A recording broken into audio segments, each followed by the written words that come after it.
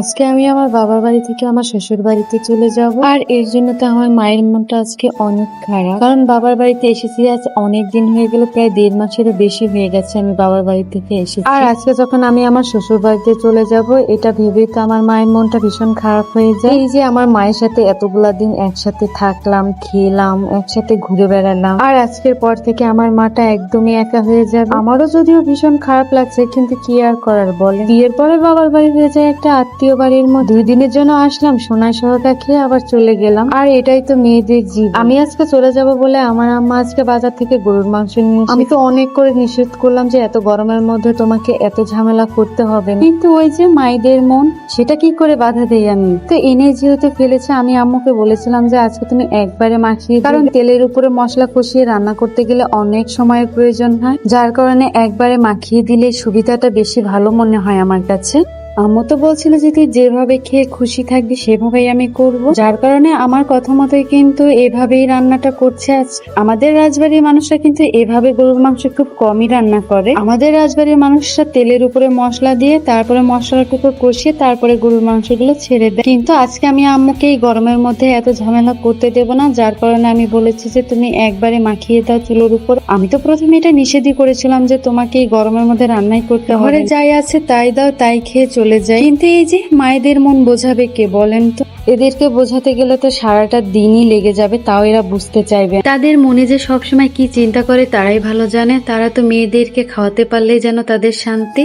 যাই হোক, অনেক কথাই তো আজকে বলে ফেললাম, আর কথা বলতে বলতে কিন্তু আমার মায়ের রান্নাটাও একদম প্রায় শেষের দিকেই। আবার যে কবে মায়ের হাতে রান্না খেতে পারবো সেটা আল্লাহই জানে, কারণ অনেকদিন তো থেকে গেলাম বাবার বাড়িতে, আবার শ্বশুর বাড়িতে যাওয়ার পরে আবার কবে যে আসতে পারবো তার কোনো হুদিস নেই। যাওয়ার আগ দিয়ে চলে যায় মামা বাড়ির বাগানে। এর আগে একটা ভিডিওতে কিন্তু আমি বলেছিলাম যে আমার মামার যে জমিটা আছে এটা আমাদের বাড়ির পাশে রেখেছিল।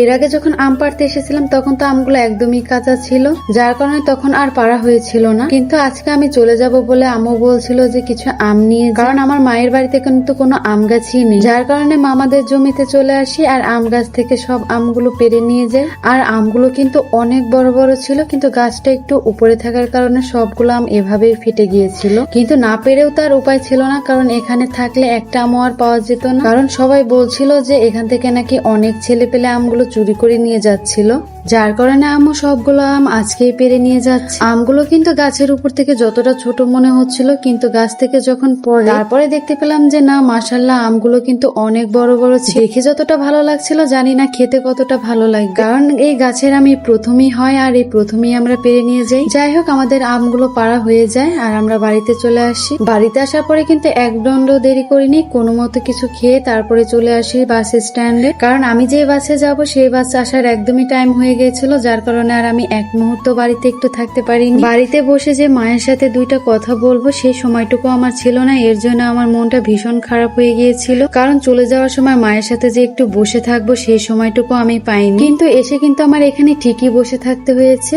তো প্রথমে একটা বাস আসে, ওই বাসে আমি যাব না, কারণ ওই বাসে প্রচন্ড রকমের ভিড় ছিল, যার কারণে আমি আর একটু অপেক্ষা করি। এদিকে দেখে আম্মু আমার ছেলের জন্য চিপস আর জুস এনেছে ওকে খাওয়ানোর জন্য, কিন্তু খাওয়ানোর আর সময়টা হয়ে উঠলো না। এরই মাঝে আবার বাস চলে আসে আমার। কিন্তু বাসের হেল্পারটা এত পরিমাণ তাড়াহুড়া দিচ্ছিল যে মাকে যে একটু বিদায় দেবো সেই বিদায়টুকু আমি দিতে পারি। সত্যি আজকে দিনটা আমার যে কি পরিমাণ খারাপ যাচ্ছে আমি সেটা বলেও বুঝাতে পারছি না, কারণ সবকিছু কেমন জানি তাড়াহুড়ার মধ্যে যাচ্ছে। আর আজকে যে পরিমাণ গরম পড়েছে সেটা তো আর কি বলবো, সব দিক দিয়ে আমার মনটা আজকে ভীষণ খারাপ ছিল। যাই হোক, আমি বাস থেকে একদম পাংশা বাস স্ট্যান্ডে নামি আর ওইখান থেকে একটা ভ্যান নেই। ভ্যান নিয়ে আমি চলে যাই সোজা অটো স্ট্যান্ডে।